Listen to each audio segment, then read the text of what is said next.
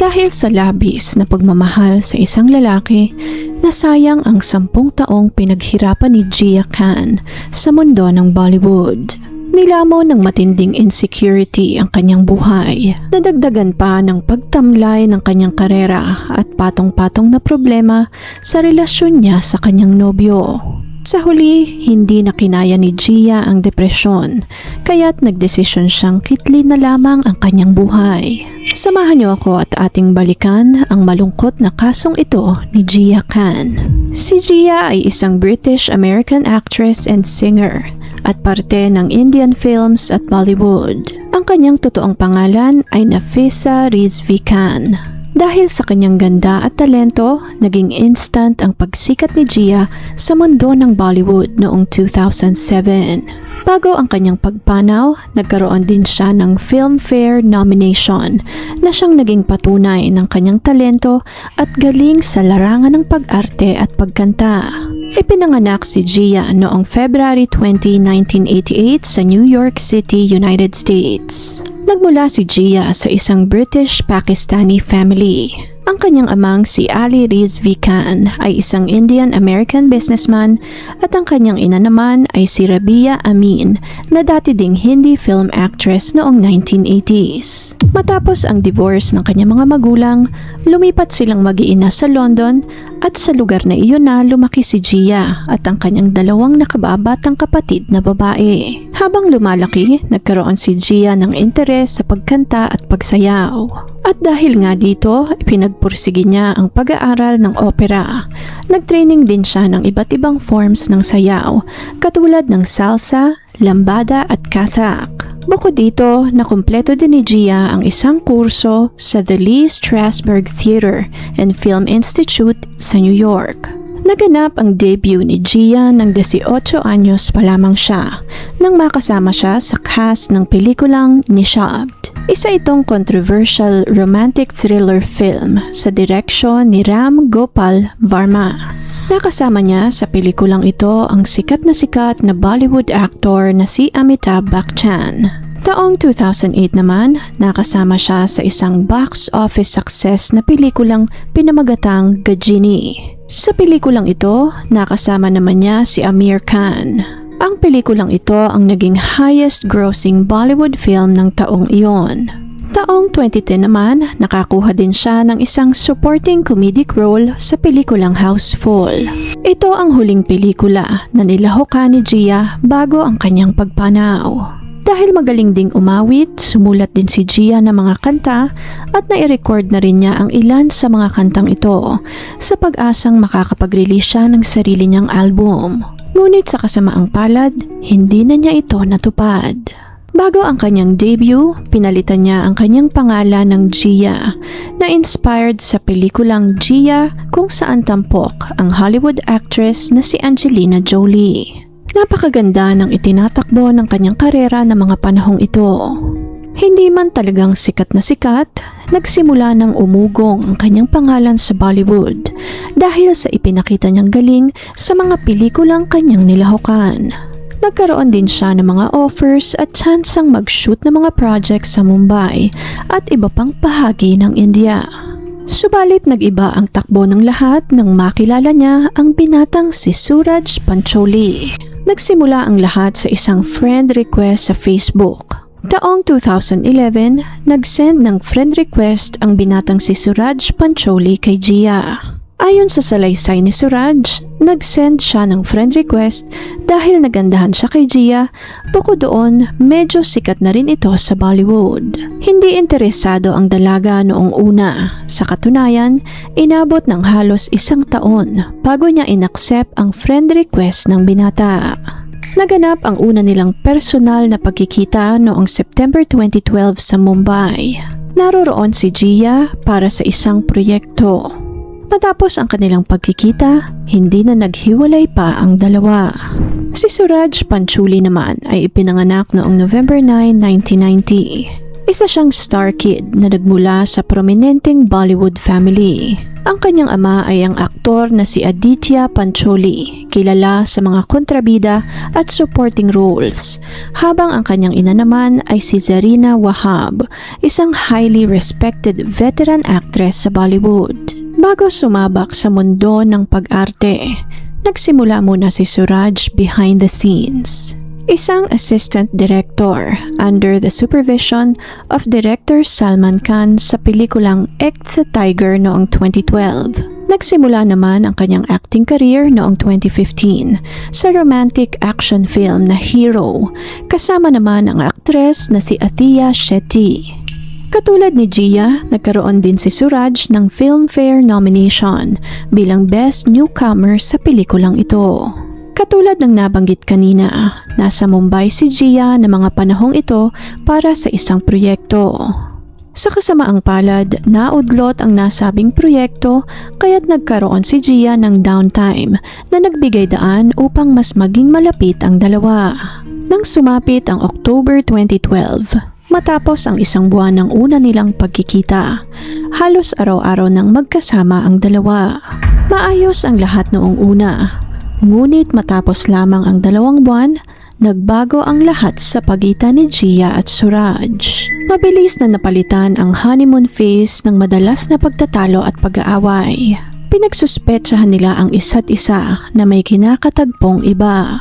Base sa mga text messages na na-retrieve ng mga pulis, naging malinaw ang malimit na pag-aaway at pagsusumbatan ng dalawa sa text. Nagsimula ang mga pag-aaway dahil sa mga simpleng bagay katulad ng delayed na tawag o delayed na reply sa text. Naging napaka-toxic ng relasyon ng dalawa na palaging nauuwi sa matinding pag-aaway.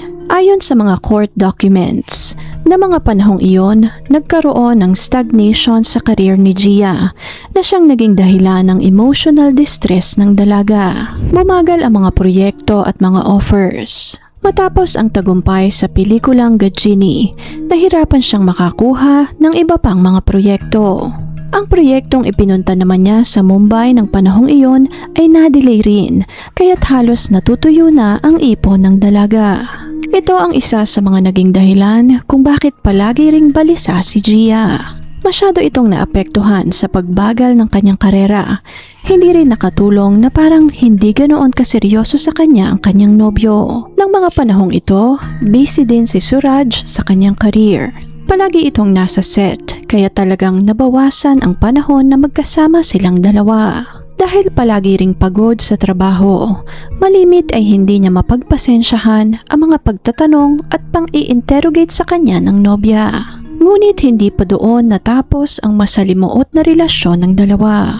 Nang sumapit ang January 2013, napag-alaman ni Gia na nagdadalang tao siya. Dahil nasa parehas na industriya at may pangalan at reputasyon na iniingatan, alam nilang pareho na magiging malaking iskandalo kung ipagpapatuloy nila ang pagbubuntis ni Gia. Dahil dito, nagkasundo ang dalawa na ipalaglag na lamang ang bata. Para maisakatuparan ang kanilang plano, uminom si Gia ng mga gamot na pampalaglag, subalit nagdulot ito ng sobrang pagdudugo to the point na kailangan na itong dalhin sa ospital. Subalit naging bingi si Suraj sa kalagayan ng kanyang nobya. Para maiwasan ang iskandalo, kumonsulta si Suraj sa isang private doctor upang kumuha ng reseta ng mas marami pang gamot para sa nobya. Ang mas malala pa dito, si Suraj mismo ang nagtanggal ng mga natitirang fetal tissues sa sinapupunan ng nobya na nagdulot ng sobrang trauma sa dalaga. Sa kabila ng pangyayaring ito, nagdesisyon si Gia na ipagpatuloy ang kanyang buhay. Nang sumapit ang March 2013, bumiyahe si Gia pabalik ng London upang makasama ang kanyang pamilya. Nang mga puntong ito, depressed pa rin ang dalaga sa itinatakbo ng kanyang buhay. Hindi rin nakatulong kung paano natanggal ang buhay sa kanyang sinapupunan. Sa kabila ng sakripisyo niya para kay Suraj, ramdam na ramdam pa rin niya kung paano siya iniiwasan ng nobyo, kung paano ito dumidistansya sa kanya. Nang sumapit ang May 2013, nagdesisyon si Gia na bumalik ng Mumbai. Nang puntong ito, kasama niya rin ang kanyang inang si Rabia. Sinubukan ng dalawa na ayusin ang kanilang relasyon, ngunit nauuwi lamang palagi ang lahat sa matinding pagtatalo. Masyadong dinamdam ni Gia lahat ng nangyari sa kanya ng taong iyon at hindi ito nakatulong sa kanyang mental health. Pakiramdam niya ay wala nang patutunguhan pa ang kanyang buhay. At noon ngang June 3, 2013, nagdesisyon si Gia na wakasan na lamang ang kanyang buhay. Umaga ng araw na iyon, nag-audition pa si Gia para sa isang pelikula, ngunit hindi naging maganda ang resulta ng nasabing audition. Bandang 9:00 ng gabi, lumabas sandali ng apartment ang ina ni Gia na si Rabia upang makipagkita sa ilang mga kaibigan. Nakabalik ito ng bahay bandang 10:45 na ng gabi. Halos mahimatay si Rabia sa nadatna niya sa kanilang apartment. Natagpuan niya na nakabitin ang anak sa kisame ng kwarto. Nangingitim na at wala ng buhay. Mabilis ang naging pagkilos ni Rabia at naitakbo niya agad ang anak sa ospital, ngunit huli na ang lahat para sa dalaga. Matapos ang pagpanaw ni Gia, isinailalim din sa autopsy ang kanyang labi. Kinumpirma sa mga dokumento na asphyxia dahil sa pagbibigti ang naging sanhi ng kanyang pagkamatay. Naganap ang funeral para sa dalaga noong June 5, 2013. Ihinimlay ang kanyang labi sa Santa Cruz Graveyard sa Mumbai. Matapos ang libing, agad namang ipinatawag sa istasyon ng pulis si Suraj para sa ilang mga katanungan. Nang sumapit naman ang June 7, natagpuan ng kapatid ni Gia na si Kovita ang isang sulat na nakasiksik sa wallet ng kanyang kapatid. Sa sulat na iyon, idinitalya ni Gia ang pang-aabusong pisikal, ang sapilitang pagpapalaglag ng bata sa kanyang sinapupunan at ang matinding emotional trauma na pinagdaanan niya sa piling ni Suraj. Habang binabasa nila ang sulat ni Gia, damang-dama nila ang pait at sakit na nararamdaman nito habang isinusulat niya ang liham na iyon. Kung paano niya itinaya ang lahat ng meron siya para kay Suraj. Kung paano niya ito ginastusan at kung paano niya handang talikuran ang 10 taon niyang pinaghirapan para sa lalaking minamahal. Ngunit sa kasamaang palad, hindi iyon sinuklian ni Suraj. Sa halip, mas pinili nitong maging malaya, mabuhay ng naaayon sa kanyang lifestyle, mambabae at paulit-ulit na saktan si Gia. Dahil sa labis na disappointment at pangungulila, nagdesisyon si Gia na wakasan na lamang ang kanyang buhay. Nang mabasa ang sulat, hindi na nagpatumpik-tumpik pa si Rabia. Ipinaserox niya ang sulat at saka ibinigay ang orihinal na kopya sa mga pulis. Nang puntong ito, nagdemand si Rabia ng mas malalim na investigasyon sa pagkamatay ng kanyang anak. Hindi rin nagpapigil si Rabia dahil determinado itong makuha ang hustisya para sa kanyang anak. Isinapubliko niya ang sulat na talaga namang gumimbal sa buong industriya. Dahil sa laman ng liham na ito, dito na nagsimula ang media scrutiny sa Pancholi family. Nang sumapit ang June 10, 2013, formal na inaresto ng mga pulis si Suraj sa ilalim ng Section 306 of the Indian Penal Code na Abetment of Suicide. Nang sumapit naman ang July 1, 2013, pinayagan ng Bombay High Court si Suraj na magpiyansa matapos nitong makulong ng halos 3 linggo sa Arthur Road Jail. Ayon sa korte, walang matibay na ebidensya na magpapatunay na si Suraj nga ang nagtulak kay Gia na wakasan ang kanyang buhay. Matapos iyon, nag-file ng petisyon si Rabia sa Bombay High Court alleging na ang kanyang anak ay pinatay at hindi ito nagpakamatay. Matapos naman ang halos 1 taong paghihintay, ni-reassign ng Bombay High Court ang paghawak ng kaso mula sa Mumbai Police papunta sa Central Bureau of Investigation o CBI upang magkaroon ng independent probe sa alegasyon ng homicide. Lumipas pa ang 1 taon, ni-rule out naman ng CBI ang posibilidad na pinaslang si Gia. Sa kabila ng desisyong ito, pinanatili pa rin nila ang kanilang posisyon na maaaring si Suraj ang naging dahilan kung bakit nagdesisyon si Gia na wakasan ang kanyang buhay. Sa kasamaang palad, na-delay naman ang trial dahil paulit-ulit na nag-file ng appeal si Rabia. Humingi ito sa korte ng espesyal na investigasyon at mas detalyadong forensic analysis. Subalit paulit-ulit din itong nireject ng korte. January 2018 pa, opisyal na nagsimula ang trial para kay Suraj. Pero hindi pa rin naging ganoon kabilis ang lahat. 3 taon naman matapos masimulan ang trial, nagdesisyon ang korte na i-transfer ang paghawak ng trial sa CBI para mas mapabilis ang final verdict sa kaso. Sa kasamaang palad, hindi pa rin umayon ang mundo sa isinusulong ng pamilya ni Gia. Nang sumapit ang April 28, 2023, 5 taon matapos masimulan ang trial, nagsalita ang special CBI judge na si A.S. Sayad at ng puntong ito, in-announce niya na not guilty o absuelto na si Suraj sa lahat ng kasong nakasampa sa kanya. Ayon sa judge, walang matibay na ebidensya na si Suraj nga ang nag-udyo kay Gia na kitlin ang kanyang buhay. Wala din namang nailabas ang prosekusyon na ebidensya na mayroong criminal intent sa nangyari sa dalawa. Ang nangyari sa magkasintahan ay isang mapusok na relasyon. Isang relasyon na nabalot ng matinding puot para sa isa't isa. Kaliwat ka ng sisihan at pag-aaway. Nadagdagan pa nga ng nag-uumapaw na emosyon dahil sa iba't iba pang external na problema sa kanilang buhay, kaya't nahantong ang lahat sa malagim na trahedya. Ngunit hindi pa rin tumigil si Rabia ng puntong ito.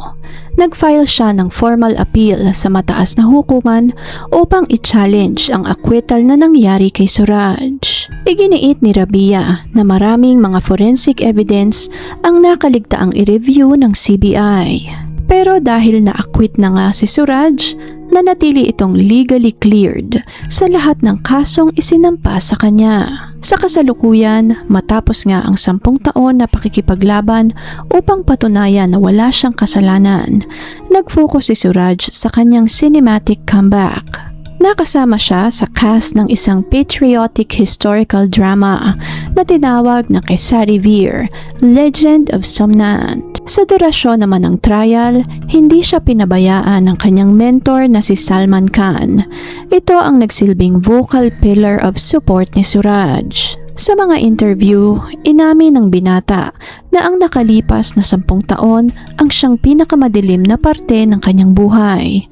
Isang parte ng kanyang buhay na kailanman ay ayaw na niyang balikan. Matapos naman ang trial, nagdesisyon ang mga kapamilya ni Gia na bumalik na lamang ng London. Ngunit hindi iyon nangangahulugan na tapos na ang laban para kay Rabia.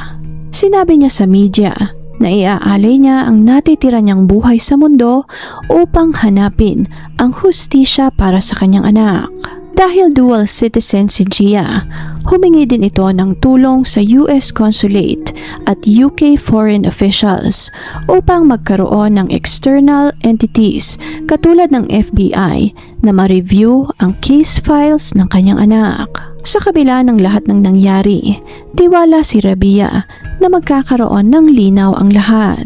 At unti-unti, matatanggap nilang mag-iina na talagang wala na si Gia. Kinonvert naman nila ang kanilang bahay sa London bilang private memorial ng dalaga. Nakadisplay lahat ng kanyang larawan, lahat ng awards bilang paggunita sa maigsi ngunit napakakulay na buhay ni Gia.